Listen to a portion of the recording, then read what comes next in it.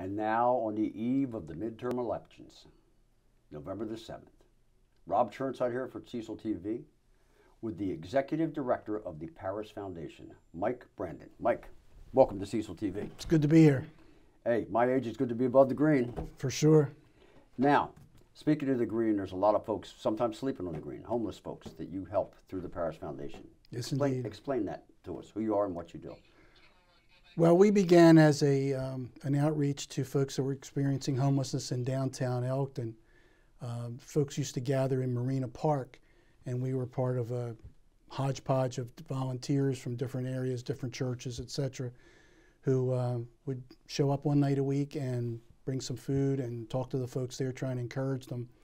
But from that grew a desire to do more, be more invested in people, build real relationships with them, not be drive-by homeless tourists, but be friends and neighbors with these folks. So from that, we some of us got together and got incorporated, formed a 501c3, did all the paperwork, and then spent a year looking for seed money so that we could rent a facility in the area where we could give people the dignity of a dining room where they could sit down and eat and converse with one another and build relationships. Right. So basically your mission is to obliterate homelessness in the Elkton area. That's part of our vision. We really believe that by God's grace and with the cooperation of all the groups that are involved with the community, and we have a great rapport, we're just part of a mosaic of services. But our mission is very simple. We're to demonstrate Christ's unconditional love to those in the greater Elkton area in need of material, emotional, or spiritual support. So that pretty much encompasses the whole person. And yes, that does. And it's not just folks who are homeless, but also folks who are just struggling and hurting and try to get by, right? Once we moved out of the park and into a building on Bridge Street about 11 years ago, immediately our demographic changed. It expanded. We went from folks experiencing homelessness to folks who were working poor, folks who were living in their car, going to a job, but not having enough income to actually get into housing. We had senior citizens who lived in the retirement apartments downtown who would come just for the fellowship. Right. You can imagine somebody sitting in front of their old TV or the TV dinner feeding their cat and experiencing nothing but loneliness. We gave them an opportunity to get out, to hang out with folks like themselves and build new friendships. So good point, Mike. It's not just the food, it's the fellowship. It's you talked about the spiritual needs of people. You have a church planned for you have a new building, right? Planned for a church as well, correct? Exactly, that'll be part of the plan. The building itself is yet to appear. We have the architect's rendering here of what it would look like on the lot that we're currently occupying with a temporary trailer, a 10,000 square foot, 2-story building that would have seating for dinner for 150 to 180 people, a full commercial kitchen, a raised platform stage for the church services on the weekends that folks were welcome to attend, for concerts, etc., community activities.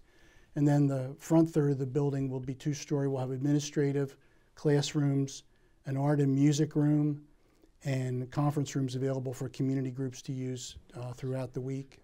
So all these multifaceted levels of support are going to be in this building when it's built. And I know you said you can't really predict exactly when it'll be built, but you are having a fundraiser down at Sandy Cove this Thursday? Right, banquet? This Thursday is our annual banquet. We've been 2 years without being able to do events because of the pandemic like everyone else, and so we're just easing our way back in.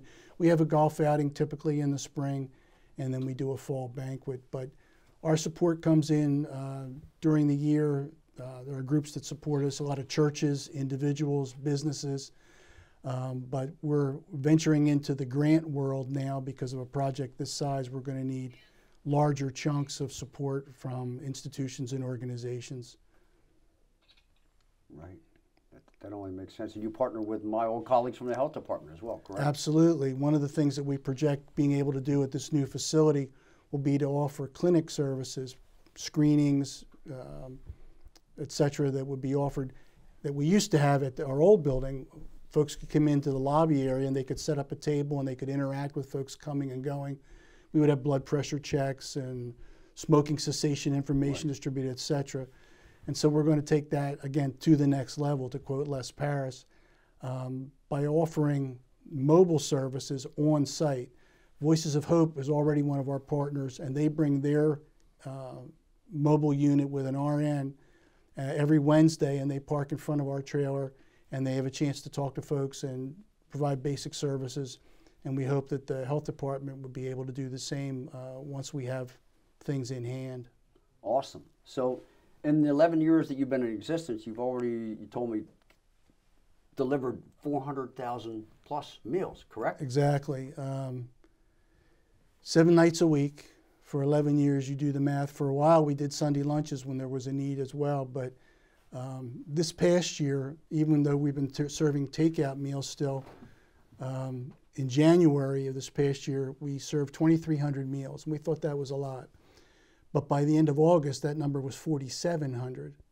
As the inflation prices have gone up, people's budgets have been stretched ever thinner, and so we've been there to meet the need, by God's grace, through our volunteers and support teams that provide the meals and come in and help. All right. Now, how did you, Mike, get into this specific niche? You have a varied background. Why don't you tell our viewers a little bit about it? Well, started my academic career at Johns Hopkins, so I was familiar with this area in Baltimore a little bit, but I'm from the Philadelphia area. Eventually transferred to the University of Pennsylvania, got a degree in political science. Took the civil service examination for a police officer in my hometown in Norristown. Passed, got hired, went to the academy and said, maybe I can do this. I spent 18 years, most of it as a detective, some of it undercover working narcotics. And then I got called into the ministry, went to seminary, taught high school for 3 years as an assistant pastor, and became a senior pastor of a church for another 11 years up in Chester County as well. And then left to work with ex-offenders at the prison for about 3 years doing reentry work. It was through that I was working with a church in Newark, trying to establish some outreach ministries.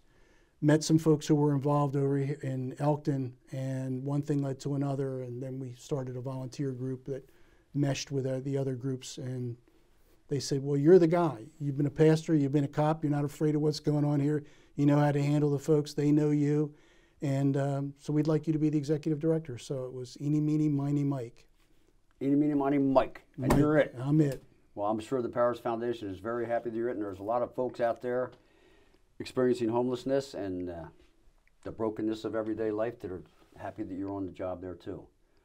So just to reiterate, this banquet at Sandy Cove is sold out, but people at home, people, viewers, people in the community, other than just your agency partners and whatnot, they can help too. How would they do that? Absolutely. They could go to our website, hit a donate button on any page, and they'll be able to navigate through very easily if they want to make a one-time gift, a recurring gift. It's very simple. It's called Simple Give is the process. And we welcome any amount of support. Every dollar counts and goes to a good cause. I know it is, because I used to play tennis at Marina Park, and I saw you guys delivering the meals, and a lot of happy people that you were coming Amen. there. Amen. From those humble starts, yeah. What, 11 years ago, I guess? 11 years, yep. And folks, www.theparisfoundation.org. Amen. What did I miss, Mike? Anything? Well, the one thing I did want to talk about is this proposed food service industry training and certificate program that we've come up with. We're going to have a commercial kitchen in the facility, and it was actually Bob Meffley, the president of the county council, who's been a very vocal supporter of ours for years, said, Mike, the restaurants are struggling. They can't get employees. They can't get workers. The food service industry's hurting.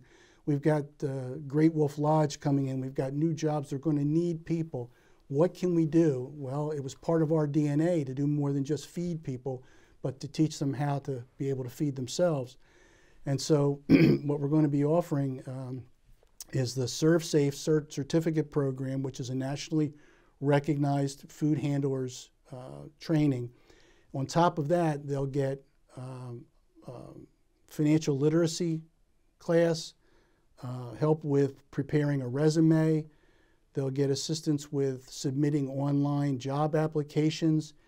And we have folks that want to come in and teach them interviewing skills.